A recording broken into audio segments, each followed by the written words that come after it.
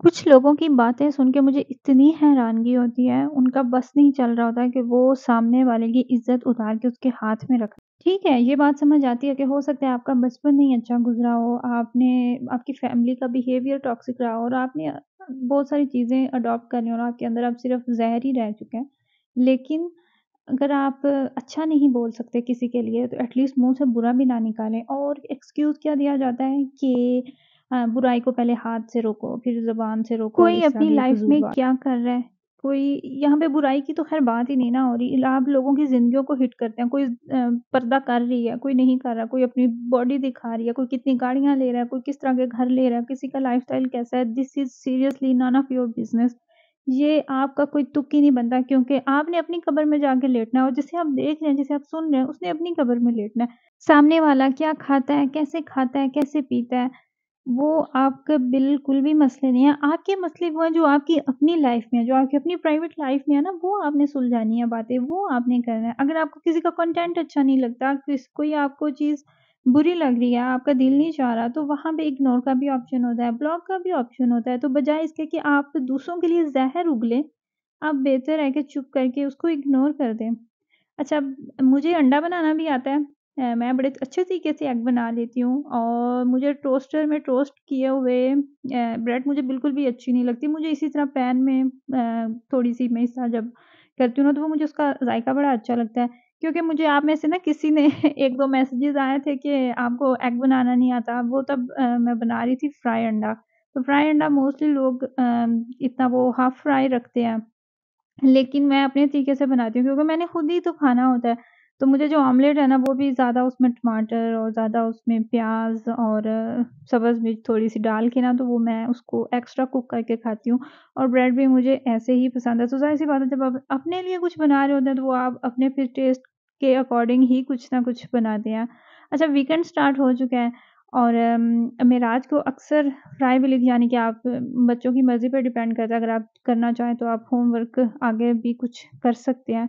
तो यहाँ पे बैठा वो काम कर रहा है और मुझे इतनी मज़े की चीज़ लगी, स्कूल की तरफ से वो बुक लेके आया था, जैसे लाइब्रेरी से हम अक्सर कोई बुक घर में लेके आते हैं, कुछ टाइम के लिए फिर वापस कर देते हैं। तो सेम ऐसे ही वो स्कूल से अपने लिए बुक लेके आया है पढ़ने के लिए और इससे फिर बच्चों का क्या होता है कि उनकी जितनी ज़्यादा वो बुक पढ़ते हैं तो उनकी जो लैंग्वेज स्किल्स हैं ना, वो बेहतर होती हैं, इम्प्रूव होती हैं। तो वो मैं देख रही थी कि उन्होंने बिल्कुल 2 क्लास के बच्चे की तरह ही वो बड़ी प्यारी-सी स्टोरी और सारा कुछ उसी तरीके से उन्होंने बनाया हुआ था कि अगर बच्चा पढ़ता है तो वो इंटरेस्ट लेके ही पढ़ेगा। और सुबह उठने के बाद मैंने सबसे पहला काम क्या करना होता है, मैंने वेट चेक करना होता है अपना, चाहे मैं चीटिंग कर रही हूँ या नहीं कर रही, ये तो मेरा मस्ट काम होता है। और अभी-अभी मैं और मेराज ही सिर्फ़ उठे थे तो पूरा मेस बिखरा पड़ा था और वो मैं जब आई हाल में तो वो ऑलरेडी अपना काम जो है ना वो कर रहा था। अच्छा, मैंने कितने दिनों से वादा किया हुआ था अपनी फैमिली के साथ कि इस वीकेंड पे मैं उनको बना के दूँगी ज़िंगर बर्गर और साथ में मैं उन्हें फ्राइड चिकन बना के दूँगी। तो वहीं पे उसकी की मैरिनेशन में सुबह-सुबह ही मैं लगी। मैंने रात को ही ये गोश्त निकाल के रख दिया था। लेग पीस थे, मैंने मतलब कि 5 मैंने लिए थे, सबका 1-1 और बोनलेस चिकन जो है वो मैंने ब्रेस्ट का लिया था, तो वो भी निकाल के रख दिया। चिकन को मैंने पहले जो लेग पीस थे, सिरका, नमक और बेकिंग सोडा डाल के तो उसको मैंने डिप करके रख दिया। आधे घंटे के लिए हम उसको रखेंगे तो उसका ब्लड वगैरह सारा उससे निकल जाएगा और कलर भी चेंज हो जाएगा। और यहाँ पे मैं जो मुझे बर्गर बनाने हैं उसके लिए मुझे चिकन जो मैरिनेट करना था, बिल्कुल सिंपल से मसाले हैं इसके अंदर, कुछ भी इसमें मैंने एक्स्ट्रा नहीं डाला। गार्लिक पाउडर गया है, नमक गया है, मिर्चें गई हैं, हल्दी गई है और इसमें सिरका गया है, चिली सॉस डाली है, सोया सॉस इसमें नहीं डाला, वो इसमें अभी जाएगा। मैं ये लेग पीस की मैरिनेशन कर रही हूँ। तो मिर्चें कोई इसमें कोई ज़्यादा वो स्पाइसेस नहीं आपने डालने, आपकी मर्ज़ी की बात है, आप अपनी मर्ज़ी के अकॉर्डिंग भी डाल सकते हैं, सेम वही चीज़ें। और फिर ये है मस्टर्ड पेस्ट, इसमें भी गया, गार्लिक पाउडर गया, फ्रेश पेस्ट भी आप डाल सकते हैं। इसमें मैं थोड़ा-सा रेड फूड कलर डाल रही हूँ, तो इसमें मैंने सिरका भी डाला है। उससे क्या होता है कि सिरका आपके चिकन को अंदर से पका देता है, क्योंकि बोन्स के साथ जब भी हम लेते हैं मीट तो उसके अंदर ब्लड भी होता है।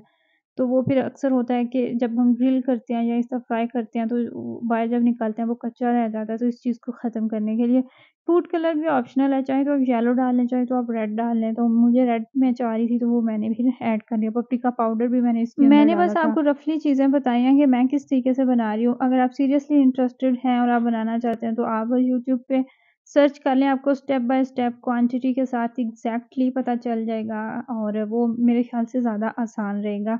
अच्छा, मैं आज की इस वीडियो में आपको बताने वाली हूँ कि मैं जर्मनी में कैसे आई, क्योंकि मुझे ये बहुत ज़्यादा सवाल किया जाता है। 2-3 क्वेश्चन्स हैं ऐसे जिन जो कि मुझे बार-बार आप लोगों की तरफ से ही मिलते हैं। तो मैंने सोचा कि मैं सबसे पहले तो आपको इस वीडियो में ये बता दूँ कि मैं यूरोप कैसे आई, मैं फिर जर्मनी किस तरह आई और बाकी ये कि हम पहले इटली थे और इटली से हम जर्मनी शिफ्ट हुए और जो लोग मेरे चैनल पे पुराने हैं, मैंने पहले भी इस टॉपिक पे वीडियोज़ बनाई थी, वो तो जानते हैं। लेकिन अब बहुत ज़्यादा माशाल्लाह से न्यू सब्सक्राइबर्स भी हैं और जो मेरा यूट्यूब का चैनल है, वो भी मैंने न्यू बनाया हुआ है।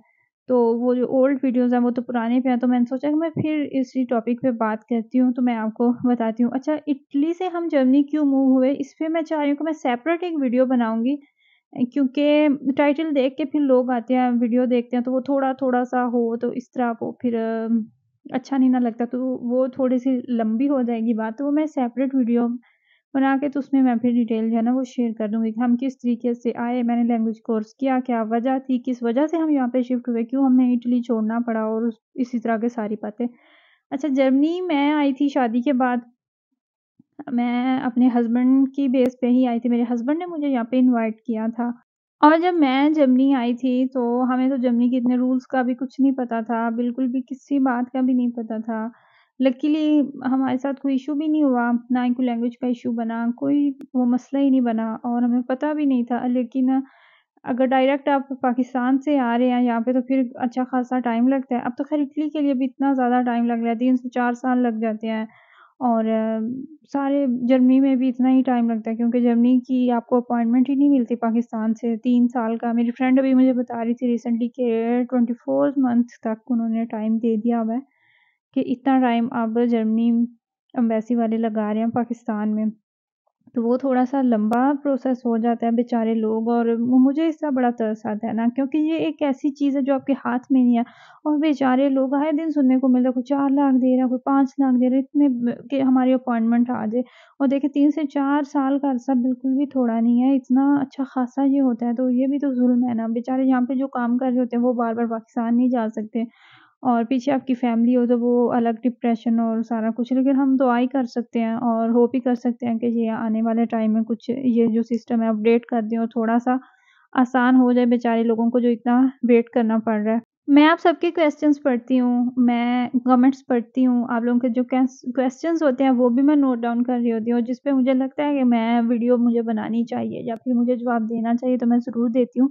इनबॉक्स में मेरे लिए मुश्किल है, मैं प्राइवेट मैसेजेस एक तो मैं करती भी नहीं हूँ और दूसरा ये कि वहाँ पे वन बाय वन सबको बताना भी थोड़ा-सा मुश्किल हो जाता है, तो इसीलिए मुझे ये ईज़ी लगता है कि जिसके मुझे ज़्यादा क्वेश्चंस आ रहे हो तो वो मैं उस पे वीडियो बना दूँ। जैसे अभी रिसेंटली मैंने वीज़े के बारे में जितनी मेरे पास डिटेल थी वो सब मैंने शेयर की। अच्छा, यहाँ पे हमारा लंच जो है ना मज़ेदार सा वो भी रेडी हो चुका है। मेरी सुबह की मेहनत थी और मुझे वहम क्या था कि ये चिकन अंदर से ब्लड ना हो इसके, बस मुझे ये एक टेंशन लगी हुई थी। हालाँकि 12 मिनट होता है टाइम, आपने 12 मिनट इसको देने होते हैं चिकन को, लेकिन मैंने बड़े लेग पीस रखे हुए थे तो इनको मैंने ज़्यादा टाइम दिया था और मैंने क्या किया कि जब मैंने इसके ऑयल के अंदर डाला था ना, पहले 5 मिनट के लिए मैंने ऊपर से कवर कर दिया था। वो जब ऊपर-नीचे से स्टीम जाती है ना, तो कुछ भी इसके अंदर नहीं बचता, वो इसकी जो बोन्स हैं वो तक फ्राई हो जाती हैं। और यहाँ पे हमारा खाना रेडी हो चुका है। ये एक प्लेट में साइड पे ज़ावियार क्या था, जो सबसे पहले आ गया टेबल पे अपना खाना खाने के लिए। बहुत ही मज़ेदार बना था, बहुत ही जूसी बना था। चिकन बस एक्स्ट्रा इसको कुक नहीं करना होता, नहीं तो ड्राई हो जाए तो वो फिर मज़ा नहीं आता खाने का। जैसे कि सऊदीया की जो ब्रांड है अल्बेक, उनका जो खाना है वो भी इसी वज़ह से फ़ेमस है क्योंकि उन्होंने जो उसके ऊपर कोटिंग की होती है ना, वो इतनी एक्स्ट्रा कोटिंग और इतनी वो स्पाइसी होती है ना, तो इस वज़ह से उसको लोग बहुत पसंद करते हैं। ये जो ब्रेड आप देख रहे हैं बन्स, ये हम तुर्किश मार्केट से लेके आए थे क्योंकि दूसरी मार्केट्स में जो मिलते हैं उनमें अल्कोहल होती है, तो वो हलाल नहीं होते, वो हम खा नहीं सकते, तो इसलिए स्पेशल हमें तुर्किश मार्केट में जाना पड़ता है। अगर आप लोगों ने किसी और मार्केट में देखा है या कोई ऑप्शन है तो काइंडली आप लोगों ने मुझे ज़रूर बताना है, क्या हम दूसरी ये जो मार्केट्स होती हैं ग्रोसरी स्टोर्स इनसे जर्मन, इनसे हम ये वाली ब्रेड ले सकते हैं? और एक बात कि अगर आपको हलाल और इस तरह की चीज़ों की समझ नहीं आती कौन-सी हम लें और कौन-सी नहीं, तो एक एप्लीकेशन है हलाल सु हलाल, वो आप अपने मोबाइल में डाउनलोड कर लें, तो वो जब आप मार्केट में जाते हैं तकरीबन हर मार्केट में ही वाईफ़ाई का ऑप्शन होता है, इंटरनेट आपको वहाँ से फ्री मिलता है, तो आप वो ऑन कर लें, तो उसमें जो ई कोड होता है इनका वो स्कैन करना होता है, तो उससे बहुत ज़्यादा आपको हेल्प मिलती है, आपको समझ आ जाती है कि ये चीज़ हम खा सकते हैं या नहीं खा सकते। देखिए चिकन इतना मज़ेदार बना था और बिल्कुल अंदर तक पक चुका था, ज़्यादा एक्स्ट्रा ड्राई भी नहीं था। ये थी मेरी आज की वीडियो, आई होप कि आपको मेरी वीडियो अच्छी लगी हो। अल्लाह